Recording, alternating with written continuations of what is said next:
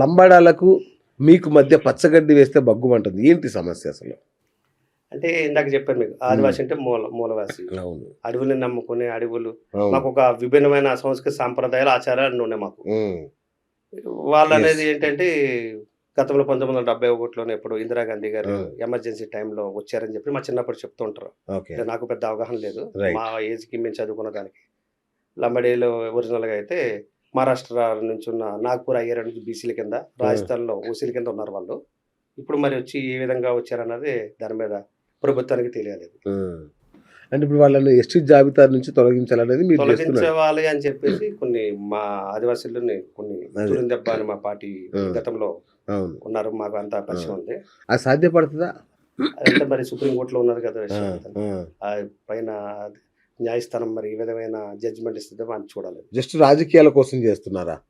రాజకీయ కోణంలో ఏం కాదు. ఆ! ఉద్యోగ అవకాశాలు కోల్పోతారు కదా ఆదివాసీలు. అవును. జెన్యూన్ ఆదివాసీ ఉద్యోగ అవకాశాలు కోల్పోతారు. హ్మ్. జనాభా ప్రకారం చూసుకున్నా కూడా పర్సెంటేజ్ ఆ! అంత గతంలో లంబాడీలు ఎంతమంది ఉన్నారు, ఇప్పుడు ఎంత లంబాడీలు ఉన్నారు. హ్మ్. అలాగే గతంలో ఆదివాసీలు ఎంతమంది ఉన్నారు, ఇప్పుడు ఉన్నారు. ఓకే. క్యాలిక్యులేషన్ చేసుకుంటే లంబాడీ జాతి వాళ్ళ పెరిగిపోయారు. అంటే హ్మ్. ఉద్యోగ అవకాశాలకు వాళ్ళకెళ్ళిపోతున్నాయి కదా ఇప్పుడు. దాని ఓకే. మీద ఇన్‌స్టెంట్‌గా తీసుకొని మాట్లాడుతున్నారు మా వాళ్ళు. హ్మ్. ఇప్పుడు ఆ తుడుము దెబ్బ లాంటి వాటితో మీరు కలిసి పని చేస్తున్నారా? విడిపోయారా వేరు వేరుగా? లేదు లేదు. తురిందెబ్బ అనేది పూర్వం అయితే మా నాన్నగారు, మా తాతగారు అందరూ కూడా హ్మ్. తురిందెబ్బలో పనిచేసి ఉన్నారు. హ్మ్. చాలా ఎక్సలెంట్ పార్టీ. దాంట్లోనే భాగంగా మా హ్మ్. మేనమామ కురసం సుబ్బారావు అని చెప్పేసి ఎంపీగా కంటెస్ట్ చేశారు. మా సొంత మేనమామ ఆయన. అచ్చా! తుడిందెబ్బ ఫౌండర్ కూడా ఆయన. మా నాన్నగారితో ఓహ్! పాటు వాళ్ళు కూడా. ఓకే. దాంట్లో తుడిందెబ్బలో కూడా 3, 4 గ్రూపులయినాయి గానీ అదే అదే చాలా చాలా గ్రూపులు తయారయ్యినాయి. హ్మ్. ఏ గ్రూప్ చేసినా, ఎవరైనా చేసినా, ఎవరైనా సరే ఆదివాసీల సంరక్షణ కోసమే చేస్తారు తప్ప వేరే అయితే ఏం లేదు. కానీ అంటే మీరు ఉన్నదే కొంతమంది. మీరు ఆ సంఘటితంగా లేకపోవడం ప్రభుత్వాలు మంచి ఎంజాయ్ చేస్తాయిగా మీలోని అనైక్యతని అది మాత్రం క్యాష్ వాస్తవం. చేసుకుంటాయిగా. వాస్తవం. మరి ఎట్లా దీన్ని? అదే ఇప్పుడు యూనిటీ ఆఫ్ పీపుల్ అంటే అన్ని సంఘాలు కూడా ఒకటే సంఘంగా నడిస్తే ఆ! అవసరమైతే ప్రభుత్వాన్ని వంచి మనం మన పనులు చేయగలుగుతాం. హ్మ్. ఇన్ని సంఘాలు ఉండటం వల్ల ప్రభుత్వానికే ఒకడు ఒక్కో రకమైన రిప్రజెంటేషన్ పట్టుకెళ్తున్నారు. మాకు ఆ అవును. సమస్య, మాకు ఈ సమస్య అని. అవును. ప్రభుత్వ అధికారులు కూడా మాకు ఇన్ని సంఘాలేంటని వాళ్ళు ఇదవుతున్నారు. అదే త్వరలో దానికోసం కూడా హ్మ్. ఒక నిర్ణయంకి వచ్చి మేము సంఘాలన్నీ కూర్చొని ఒకసారి మాట్లాడుకొని ఏదో ఒకటే సంఘం ఉండాలి. అది. ఆ అది. సంఘమే పోరాటం చేయాలి. దాన్ని హ్మ్. కూడా మేము ప్లాన్ ఆఫ్ యాక్షన్ తయారు చేస్తున్నారు. చేస్తున్నాం. రైట్. రైట్. ఇంకోటి 1/70 యాక్ట్ అని ఒకటుండేది. సో, ఇంకా జనాలు బయట నుంచొచ్చి ఏది మన తప్పుడు పేర్లతో ఆ! ఇట్లా భూములు ఇంకా కొంటున్నారా? ఆ! ఇది అది అంటే అది యాక్చువల్‌గా అది 1951, ఆ! 1959 ల్యాండ్ రెగ్యులైజేషన్ యాక్ట్. హ్మ్. హ్మ్. అంటే 1 ఆఫ్ 70. అదేలెండి. అవును. మన్యం ప్రాంతంలో 5థ్ షెడ్యూల్ ప్రాంతం అది. అంటే ఒక షెడ్యూల్ ప్రాంతం అంటే 5థ్ షెడ్యూల్ ప్రాంతంగానే ప్రకటించబడిన ప్రాంతం అది. రైట్. ఆ ప్రాంతంలో 1 ఆఫ్ 70 అనేది ఆ! చాలా అంటే ఆదివాసీల యొక్క భూములు ఆదివాసీల హక్కులుంటాయి తప్ప అవును. బయట వాళ్ళొచ్చి ఉండడానికి. ఉండడానికి లేదు. ఇంకొక విషయం ఈ నా గిరిజనేతరులున్నారు. అవును. ఒక చట్టాల్లో కూడా ఏం చెప్తుందంటే ఒక గిరిజనేతరులు ఏమైనా వ్యాపారాలు ఇచ్చి వస్తే ఉదయం రావాలి, వ్యాపారం చేసుకోవాలి, సాయంత్రం పోవాలి తప్ప అచ్చా! పక్క గృహాలు నిర్మించుకోవాలన్న అయితే చట్టాల్లో లేదు. ఆ! కానీ ఇంకా ఇప్పుడు జరుగుతున్న పరిణామాలు చూస్తే 60% వాహ్! గిరిజనేతరులున్నారు. 40% మా వాళ్ళున్నారు. సో, బినామీ పేర్లతో దందా నడుస్తూనే ఉంది. నడుస్తూనే ఉన్నాయి. దాని మీద పోరాటాలు మా సంఘాలన్నీ చేస్తానున్నారు. అది వాళ్ళు ఎంతవరకు ముందుకెళ్తున్నది మనం వాళ్ళ చూస్తూనే సంఖ్య ఉన్నాం. పెరుగుతూనే ఉంది. మీ పెరుగుతూనే ఉంది. సంఖ్య తరుగుతూనే అవును. ఉంది. ఇక పోడు భూముల సమస్య తీసుకుంటే, దాని పరిస్థితి ఏంటి అసలు? అది ఏమన్నా సమస్య పరిష్కారం అయ్యే అది ఇప్పుడైతే అవ్వదు. ఆ! అవ్వదు. ఎందుకంటే భూమి ఉన్నది తక్కువ. అవును. పోడు భూమి వ్యవసాయం చేసుకుందామంటే ఆ! ఫారెస్ట్ కన్జర్వేటర్ ఫారెస్ట్ నుంచి మాకు ఇన్ఫర్మేషన్ ఉందండి. ఆ! మీరు పోడు భూమి చేస్తున్నారు కదా! ఇమ్మీడియేట్‌లీ ఆపాలని చెప్పేసి రేంజర్ వస్తాడు. హ్మ్. అయితే ఫారెస్ట్ ఆఫీసర్ వస్తాడు. డీఎఫ్ వస్తారు. అవును.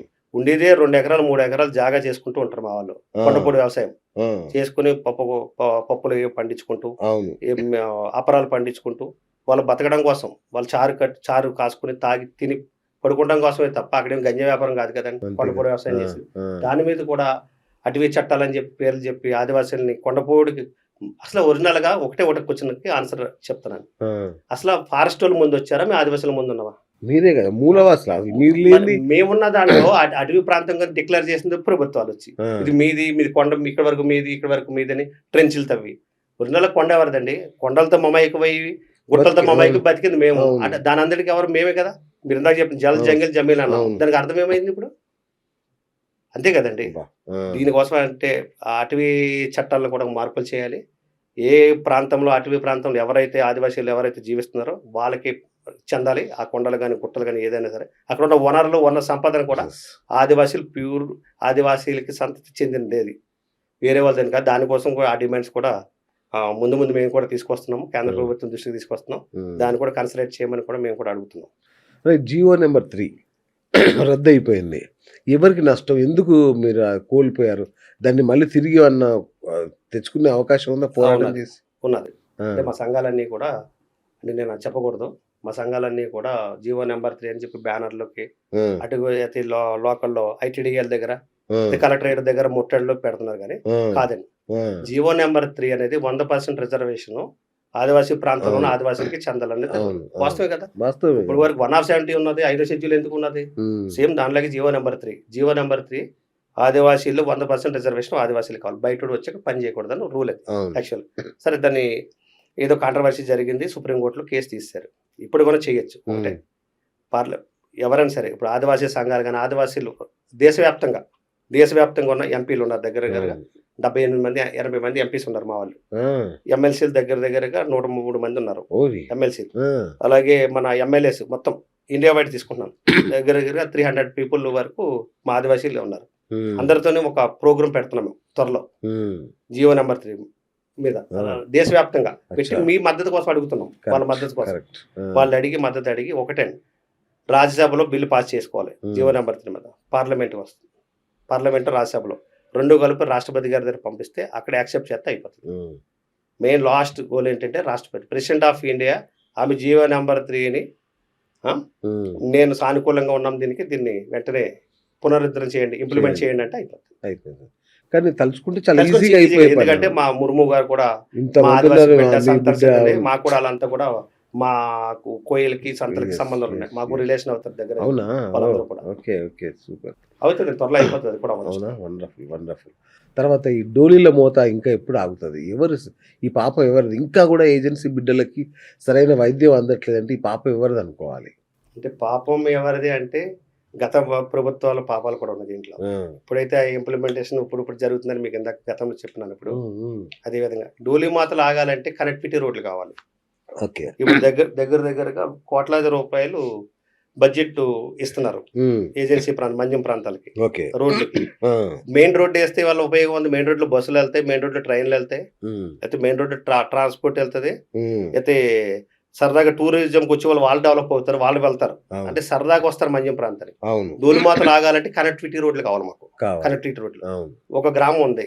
అక్కడ 10 మంది ఉంటారక్కడ. అవును. అక్కడ కనెక్టివిటీ రోడ్ 30 కిలోమీటర్లు ఉంటది. అబ్బా! 30 కిలోమీటర్లు రావాలంటే కొండగాడి నుంచి దిగి రావాలంటే కష్టం కదా! కష్టం. కనెక్టివిటీ రోడ్లు కావాలి. ఆ! దానికి కూడా ప్రత్యేకమైన బడ్జెట్ పెట్టాలని చెప్పేసి కేంద్ర ప్రభుత్వానికి మేము కూడా హ్మ్. రాష్ట్రపతి గారి ద్వారా మాకు మరి సుపీరియర్ ఆవిడ కదా!